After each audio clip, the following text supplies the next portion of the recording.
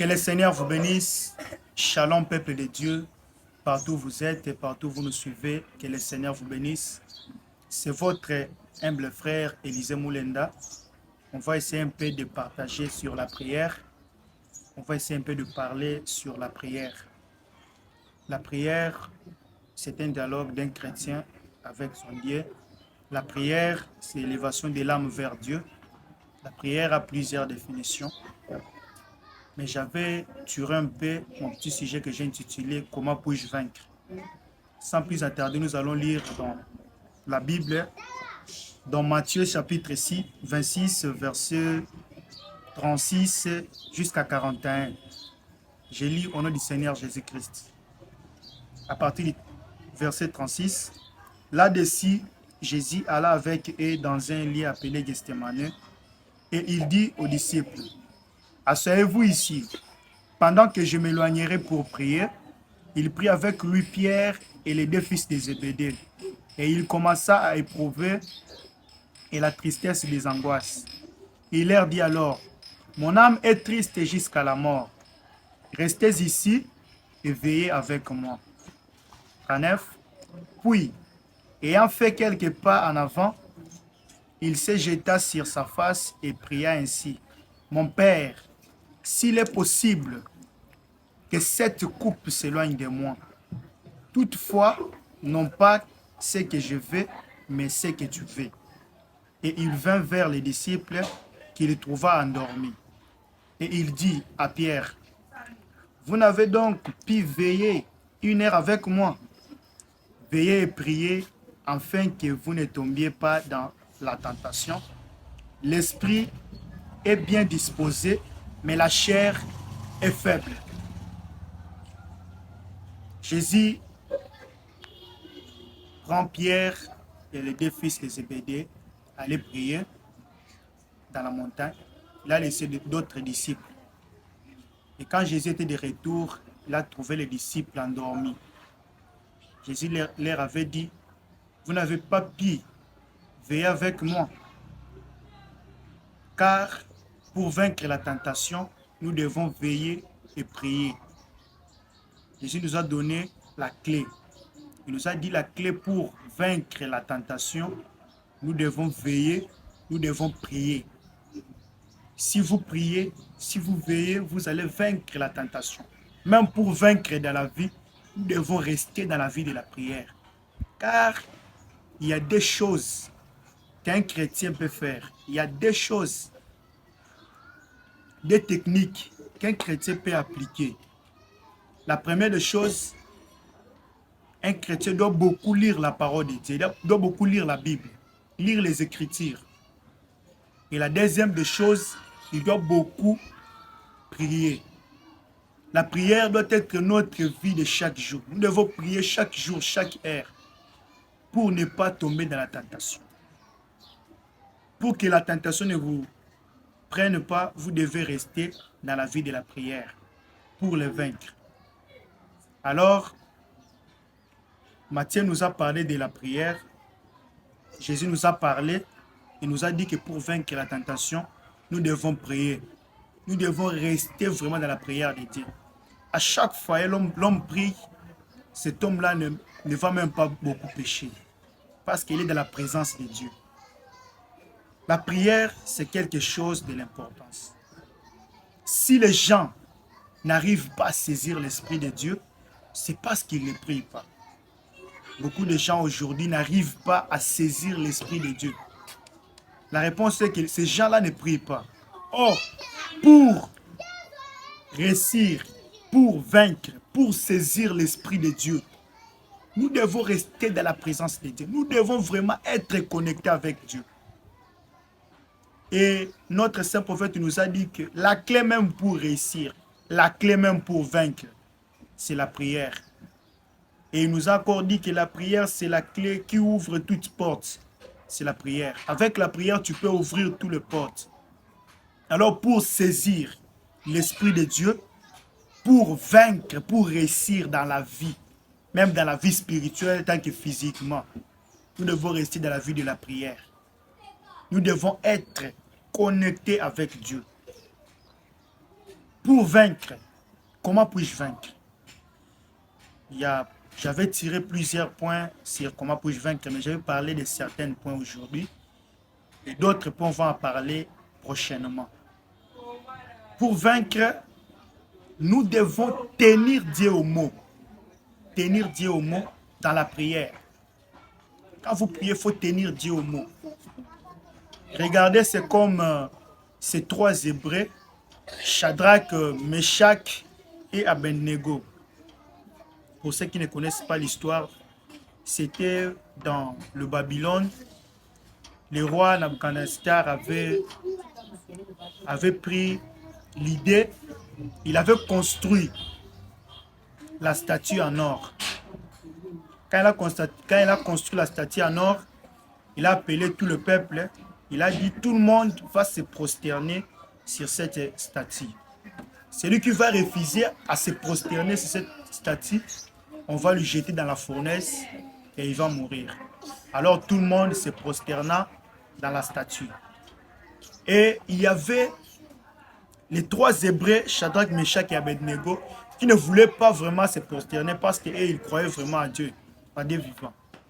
Alors, l'un des Babyloniens sont allés accuser Shadrach, Meshach et Abednego chez le roi.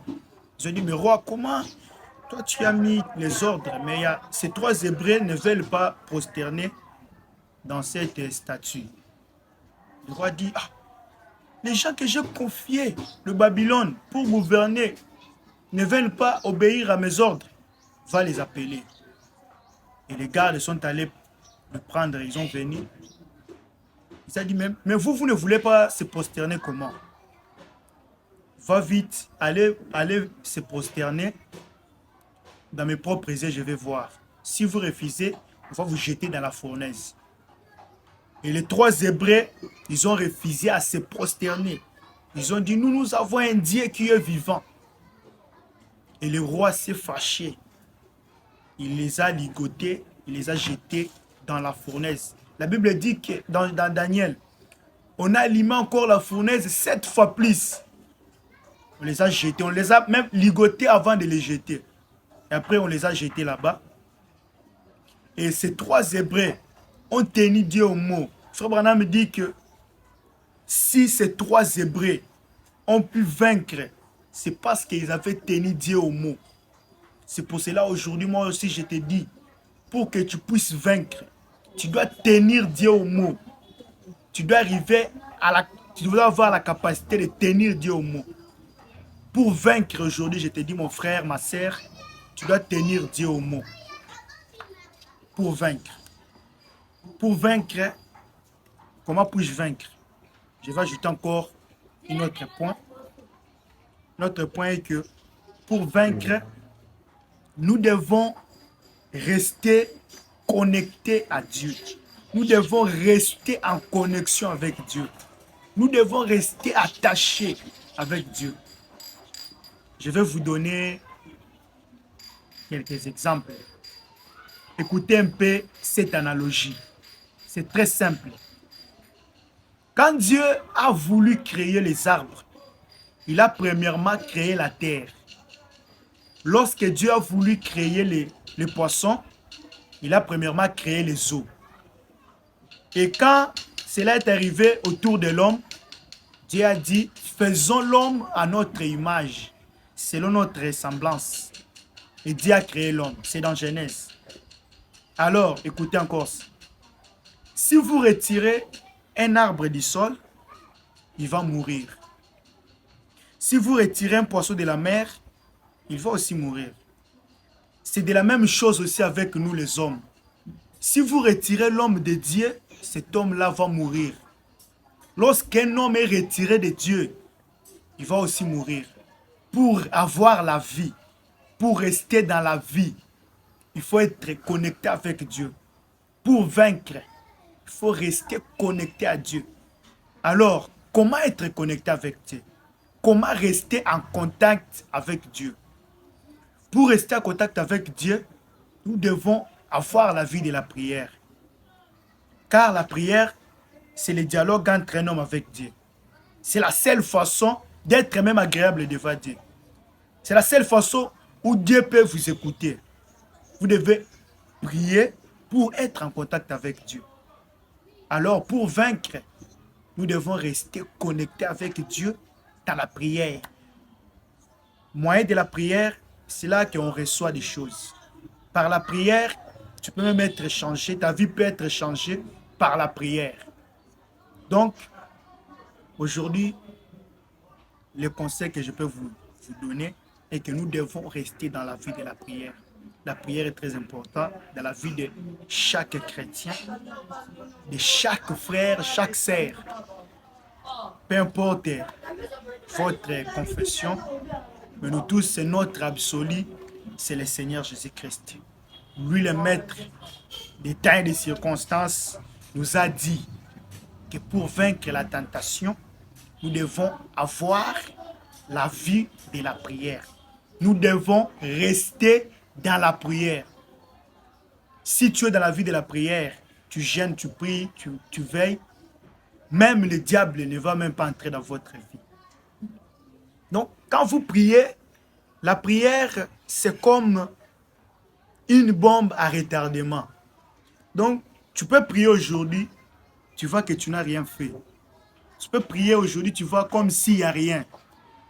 Or, la prière, tu peux prier aujourd'hui et cela produit les effets même demain, même après des années. Alors, c'est pour cela que je viens de dire que la prière, c'est comme une bombe à retardement. Donc, tu peux prier aujourd'hui, cela produit les effets même demain. Alors, n'abandonne jamais la prière. Restez dans la vie de la prière. Car, s'il y a le temps de prier, c'est maintenant. S'il y a le temps de s'abandonner, de se laisser dans les mains de Dieu, c'est maintenant. Car quand le problème va arriver, devant un problème, la première chose que le diable fait, il va d'abord t'arracher la foi. Là, tu n'auras plus la foi, même tu n'auras même pas le temps de prier. Alors, s'il y a le temps de prier, c'est maintenant. Donc, tu pries déjà. Donc, Dieu écoute chaque prière.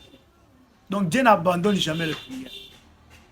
Donc, mes frères et sœurs, je vous remercie pour votre attention. Que Dieu vous bénisse partout où vous êtes.